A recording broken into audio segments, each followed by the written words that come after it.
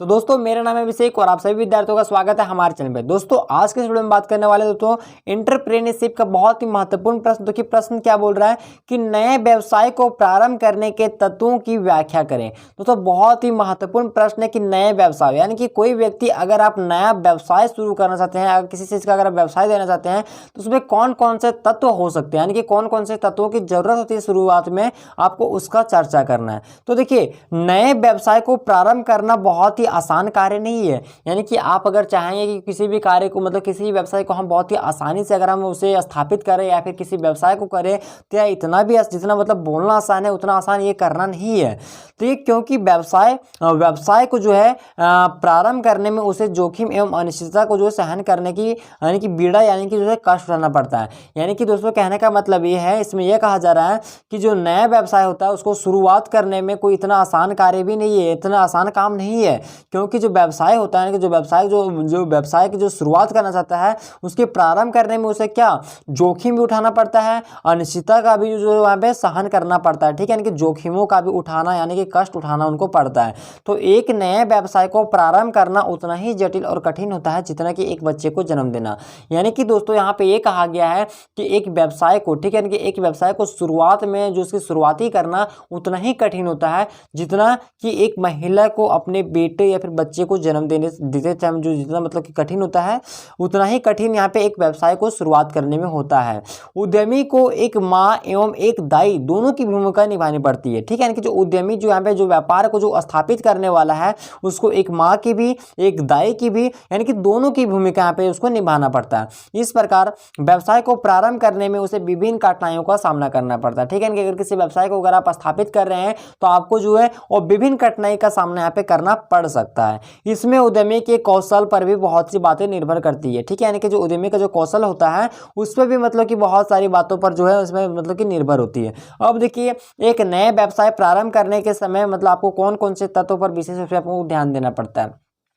यानी कि दोस्तों अगर कोई व्यक्ति अगर मतलब व्यवसाय का अगर प्रारंभ कर रहा है, यानी कि अगर व्यवसाय किसी व्यवसाय को अगर करने की अगर चाहत उसके अंदर है, किसी व्यवसाय को करना चाहता है, उसकी शुरुआत कैसे करेगा, शुरुआत करने के लिए उसको कौन कौन से तत्व यानी कि किस किस चीज़ की उसको जरूरत पड़ेगी उसी चीज़ के बारे में आपको यहाँ पे लिखना है। अब देखिए बाजार विश्लेषण।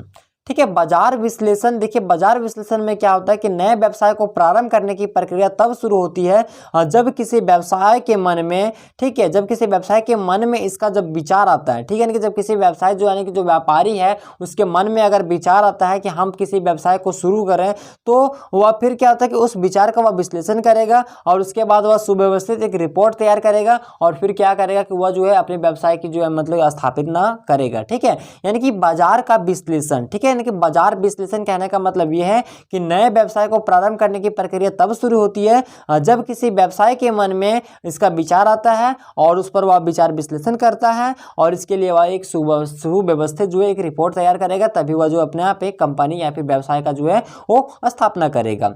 अब देखिए दूसरा है उपयुक्त व्यवसाय का चुनाव। ठीक है, नहीं उपयुक्त व्यवसाय का चुनाव कहने का मतलब है कि उपयुक्त आपको यहाँ पे देखना है कि आपके लिए कौन सा व्यवसाय सबसे ज्यादा परफेक्ट है। अब मान लीजिए आपको किसी यहाँ पे अच्छा आप मतलब अपने हिसाब से आप यहाँ पे कोई व्यवसाय को चयन करेंगे। जैसे मान लीजिए आप जो है कोई दूध का फैक्ट्री खोलने वाले हैं तो आप उसमें अच्छा है, या फिर आपको देखना मतलब आप सब कुछ देखेंगे जिसमें आपको लाभ हो, आपको मतलब आप सब अपना अपने मतलब इच्छा अनुसार या फिर अपने मन से आप उसको सोचेंगे कि किस में आपको ज़्यादा लाभ हो सकता है, कौन सा व्यवसाय आपको आपके लिए अच्छा है। तो वही आपको यहाँ पे जो है उपयुक्त व्यवसाय का आपको चयन करना है, यानी कि चुनाव करना है। तो देखिए व्यवसायी कौन सा व्यवसाय करना चाहता है, उस व्यवसाय में उसे लाभ होगा या नहीं, या फिर लगाए गए जो पूंजित है उसका फल मिलेगा या नहीं। साथ ही साथ व्यवसाय के अभी निर्णय करेगा कि उसका व्यवसाय में उसे किस प्रकार का जोखिम उठाना पड़ सकता है। यानी कि दोस्तों उपयुक्त व्यवसाय का चुनाव करने में आपको सबसे ज़्यादा ध्यान देने वाली बात यह है कि व्यवसाय चाहता ये है कि उसको दोस्तों यानी कि अगर मान लीजिए किसी व्यवसाय को अगर स्थापित करता है, किसी व्यवसाय को अगर करने के लिए वह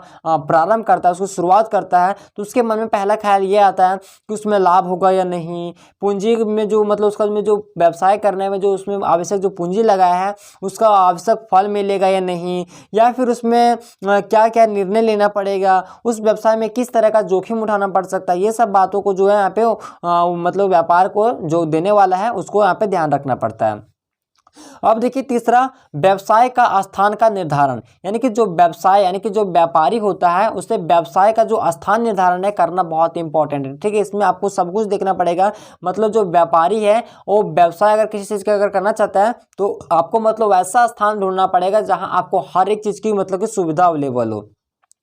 जैसे जलवायु अच्छा होना चाहिए, पानी होना चाहिए, जल होना चाहिए, आपको लाइट बिजली सब कुछ होना चाहिए। मतलब एक तरह से आपको कहें तो आपको वैसे जगह पे मतलब वैसे जगह का चयन करना चाहिए जहाँ पे आपको हर एक सुख सुविधाएं जो है मिलती हो। तो देखिए नए व्यवसाय को प्रारंभ करने के स्थान का निर्धारण करना एक बड़ी समस्या है। ठीक है, इनके जो व्यापारी होता है उसको स्थान का जो मतलब निर्धारण करना एक बहुत बड़ी कठिनाई होती है, यानी कि समस्या होती है।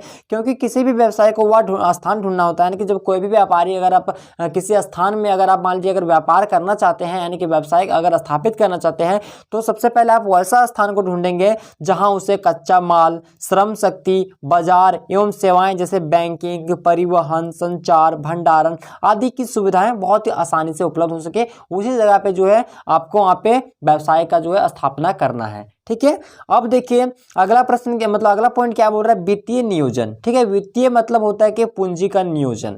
तो किसी भी उद्यमी को व्यवसाय के लिए उसमें पर्याप्त मात्रा में पूंजी की आवश्यकता होती है, क्योंकि पूंजी के द्वारा ही उसे भवन, मशीन एवं उपकरण निवेश करनी पड़ती है और साथ ही साथ उसे खर्चों के लिए भी पूंजी की आवश्यकता पड़ती है। कहने का मतलब ये है दोस्तों कि अगर आपके पास पूंजी है, आपके पास पैसा है, तब आप उससे जो है अपना भवन बना सकते हैं। मतलब कि मान लीजिए अगर आप किसी व्यवसाय को स्थापित कर रहे हैं तो उसमें आप रूम बना सकते हैं, घर बना सकते हैं, भवन बना सकते हैं, मशीन खरीद सकते हैं, उसके लिए तरह तरह का जो उपकरण होता है वो सब में आप निवेश कर सकते हैं। साथ ही साथ जो आप मतलब व्यवसाय को आप लगाना चाहते हैं उसमें आपको पूंजी की तरह आप उसको जो है उसकी आवश्यकता मतलब पूंजी के लिए आप पूरा खर्च कर सकते हैं।